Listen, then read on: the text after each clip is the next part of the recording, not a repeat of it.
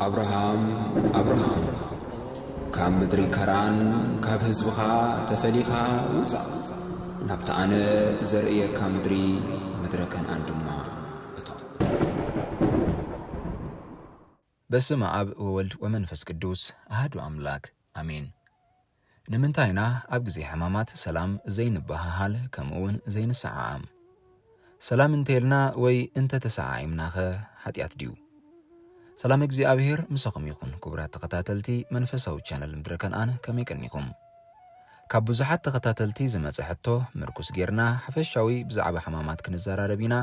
ክሳዕ መወዳእታ መደብ ብጽሞና ክትከታተሉን ናብ ኩሉ ከተብጽሑን ፍቅሪ ንዕድመኩም ሰናይ ምክትታል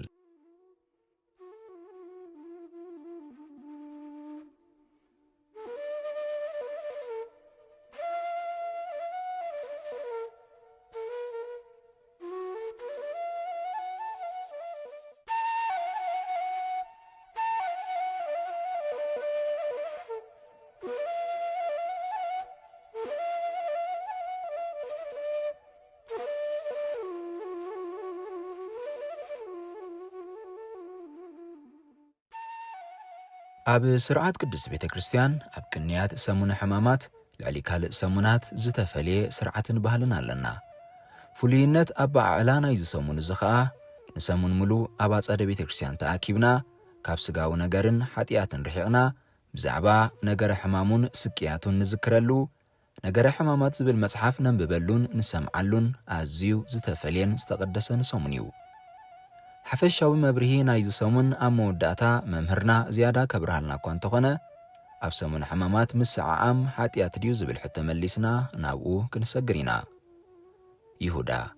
ንወዲ ሰብ ዶ ብምስዓም ተትሕዞ ኣለኻ ቅዱስ ቤተ ክርስቲያን ካብዚ ናይ ሉቃስ ወንጌል ቅዱስ ቃል ተበጊሳ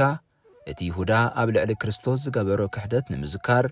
ንደቃ ኣብ ግዜ ሕማማት ሰላም ከይበሃሃሉን ከይሰዓዓሙን ትእዝዝ እዚ ዝዝከረሉ ቀንዲ ምኽንያት ከዓ ተግባር ይሁዳ ንምዝካር ዘይኮነ ሕማማት ክርስቶስ ንኽንዝክር እዩ ከመይ ሕማም ወይ ቃንዛ ናይ ክርስቶስ ካብታ ይሁዳ ኣሕሊፉ ክህቦን ከሎ እዩ ዝጅምር ጎይታ ኢየሱስ ኣብ ዕለት ዓርቢ ብኢድ ጸላእቱ ካብ ዝተሳቐዮ ስቅያት ንላዕሊ ብምኽንያት ፈታዊኡ ይሁዳ እተሳቐዮ ናይ ሕልና ስቓይ ኣዝዩ ዝኸፍአ እዩ ነይሩ ካብ ሃዋርያት ሓደ ገይሩ ዝሾሞ ኣብ ከረጺት ዝነበረ ገንዘብ ክሕዝ ዝተኣመነ ወዲ መዝሙር ክኸድዖን ከሎ ካብ ምርኣይ ንላዕሊ ዝሕዝን ስቓይ የለን በዚ ምኽንያት እዚ ድማ ስቓይ ጎይታ ንኽንዝክር ንሕድሕድና ካብ ሰላምታ ንቑጠብ እሞ ኣብዚ ሰሙን ሰላም እንተይልና ወይ እንተተሰዓዒምና ሓጢኣት ድዩ እቲ መልሲ ሓጢኣት ኣይኮነን ምኽንያቱ እዚ ስርዓት ዝተሰርዓልና ሰላም ንኸይንበሃል ዘይኮነ ብሰላምታ ዝተታሕዘ ክርስቶስ ስቅያቱን መከርኡን ንኽንዝክር እዩ ሰባት ክሳብ ዝኾንና ኸኣ ልማድ ኮይኑና ኣብዚ ሰሙን ሰላም ክንብል ንኽእል ኢና ሓጢኣት ኢልና ግን ክንዛረብ ኣይንኽእልን ኣብዚ ልቢ በሉ ሓጢኣት ዝበሃል እቲ ስርዓት ሓሊና ሰላም ከይተባሃልና ነገር ግን ንስቅያት ክርስቶስ ክንርስዖ ከለና እዩ ክቡራት ተኸታተልቲ ናብ ዝቕጽል መደብ ከነስግረኩም ኣምላኽ ዝተቐደሰ ሰሙን ይግበረልና ስለኹሉ ነገር እግዚአብሔር ይኽበር ይመስገን ክብርና አምላኽ ሰላም ስመ አብ ወወልድ ወመንፈስ ቅዱስ አሐዱ አምላክ ስድራ እግዚአብሔር አምላኽ አፍቀርቲ አዴና ቅድስት ድንግል ማርያም ለቃደም ንቅዱሳን ኩልኹም ከመይ ኣለኹም እንኳን ኣብ ሰሙነ ሕማማት ኣብጽሐና እናበልኩ ንሎሚ ከም ፍቃድ እግዚአብሔር አምላኽ ኣብ ሰሙነ ሕማማት ክግበር ዘለዎ ነገር ክግበር ዘይብሉ ነገራት ከም ፍቃድ እግዚአብሔር ክንዛረብ ኢና እግዚአብሔር አምላኽና ኢየሱስ ክርስቶስ ይሓግዘና ስድራ እግዚአብሔር አምላኽ ሕማማት መጀመርያ ሕማማት ማለት ስቅያት ወይ ድማ መከራ ናይ ክርስቶስ ማለት እዩ ሕማማት ብግእዝ ኮይኑ ካብ ሃመ መከራ ተቐበለ ተሳቀየ ካብ ዝብል ግእዛዊ ቃል ዝወፀ እዩ ሃመ መከራ ተቐበለ ወይ ድማ ተሳቀየ ሕማማት ማለት ከዓ ስቅያት ወይ ድማ መከራ ናይ ክርስቶስ ማለት እዩ ስለዚህ ድራ እግዚአብሔር ሕማማት ክንብል እንከለና ሓመነ ክብል እንከለና ንክርስቶስ ሓይሙ ደቂሱ ማለት ዘይኮነ ተሳቀየ መከራ ተቐበለ ማለት እዩ እዚ ቅዱስ ቤተክርስቲያንና ሕማማት ኢላ ሰሚያቶ ዘላ ሰሙን ካብ ሰርከ ሆሳዕና ክሳብ ምሸት ትንሳኤ ናብ ትንሳኤ ዘሎ ምሸት ማለት እዩ ቀዳም ምሸት ዘሎ ግዜ ሕማማት ተባሂሉ እዩ ዝፍለጥ ኣብ ቅዱስ ቤተክርስቲያንና። እዚ ከዓ ንምንታይ ሕማማት ተባሂሉ እንተልና ከዓ ኣብዚ ሰሙን እዚ ጎይታናን ኣምላኽና መድሓኒናን ኢየሱስ ክርስቶስ ምንቲ ድሕነትና ክብል ምንቲ ሓጢኣትና ክብል ዝረኸቦ ስቃይ መከራ ኩሉ እናዘከረት ስለትሕልፎ ነዚ እናዘከርና ምንቲ ክንሕልፎ ተባሂሉ እዩ እዚ ናይ መወዳእታ ሰሙን ሕማማት ተባሂሉ ተሰሚዩ ዘሎ። ስለዚ ኣቦታትና ካህናት ከምኡ ድማ ዲያቆናት ኩሎም ኣገልገልቲ እግዚኣብሔር ኣብ ቤተ ኣምላኽ ካብዚ ሰሙኒ ጀሚሩ ክሳብቲ ቀዳም ምሸት ዘሎ ብምልኡ ቅዱስ ያሬድ ናይ ቤተክርስቲያንና ሊቅ ቅዱስ ያሬድ ከም ዝሰርዖ ካብ ጾመ ድጓ ዜማታት ኣውፂኦም ብማሕዘን ዝኾነ ዓይነት ዜማታት መሕዘን ዜማታት ኣራህራህ ዝኾነ ዜማታት እናገበሩ ብጸሎት ይጅምርዎ ብጸሎት ድማ ይወድእዎ። ሽዑ ክግበር ዘለዎ ነገራት ድማ ስግደት እዩ። ስግደት ከምቲ ቅዱስ ቤተክርስቲያንና ትእዝዞ ስግደት ኣብ ነፍሲ ወከፍ ኣቡነ ዘበሰማያት እናተቀባበልካ ብስገድ ስግደት ኣሎ። ንሱ ከም ፈቃድ እግዚኣብሔር ብኣውዲዮ ክወሃበና ስለዝኾነ ካብ ሰሙኒ ክሳብ ቀዳም ምሸት ዘሎ ግዜ ቅድስት ቤተክርስቲያንና ማለት ክሳብ ዓርቢ ምሸት ዘሎ ብስግደት ይሓልፍቲ ግዜ ማለት እዩ። ናይ ክርስቶስ ኣምላኽና እንዳዘከርካ ስቃዩ መከሩ እንዳዘከርካ ክርያላይሶን ማለት ይቅረበለልና ክርያላይሶን ክርስቶስ ክርያላይሶን እብኖዲ እናተባህለ ክርስቶስ ኣምላኽና ይቅረበለልና እንዳበልካ ማለት ሓጢኣትካ እንዳዘከርካ ንዑ ዝረኸቦ ስቃይን መከራ እንዳዘከርካ ክስግድ ዘለዎ ክጽለ ዘለዎ ጸሎታት ኣሎ ማለት እዩ። ኣብ ሰሙን እዚ ክበጽሕ ዘለዎ መዝሙር ዳዊት ብምሉእ ይበጽሕ እዩ። ኣብ ቅዱስ ቤተክርስቲያንና ካልእ መጽሓፍቲ እውን ብዙሕ ዓይነት መጽሓፍቲ ኣብ ቤተክርስቲያንና ግብረ ሕማማት ዝበሃል ዓብይ መጽሓፍ እውን ኣሎ ይበጽሕ ማለት ይበጽሕ ዘለዎ ጸሎታት እውን መዝሙር ዳዊትን ከምኡ ድማ ካልኦት ናይ ክርስቶስ ዝገልጹ ስቃይ መከራን ዝገልጹ መጽሓፍቲ እናንበብካ ዝሕለፍ ሰሙን እዩ። እግዚአብሔር ኣምላኽና ብሩኽ ዝኾነ ሰሙን ይግበረልና። ኣብዚ ግን ብዙሓት ሰባት ዝዛረብሉ ማለት ብዙሓት ሰባት ከመይ እዩ እንዳበሉ ዓመት ዝሓትሉ ሕቶታት ኣሎ ማለት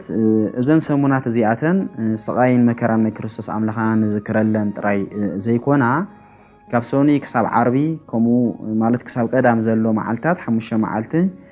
ማለት እዩ 5 መዓልትን ፈረቓ መዓልትን ይኸውን ኣሎ። እዚ 5 መዓልታት እዚ ብምሉእ ካብ ሰሙኒ ክሳብ ዓርቢ እውን ዘሎ እንታይ ደዘኻኽረና ንምንታይ ከተሰሪዑ እንተይልና ነቲ 5500 ዓመት ዝነበረ ዘመነ ፍዳ ኣብ ብሉይ ኪዳን ዝነበረ ማለት ጽድቂ ሰሪሕና እውን ናብ ገነት ክንኣትወሉ ዘይንኽእል ዝነበርና ገነት ብሰንኪ ሓጢኣትና ተዓጽያ ዝነበረትሉ ግዜ ነዚ ዘመን እዚ ነዚ ፍዳ ነዚ ናይ ፍዳ ዘመን ደዘክራ እየን ዘን መዓልታት እዚኣተን ማለት እዩ። ስለዚ ነዘን መዓልታት እዚኣተን ክንዝክረን እንከሎና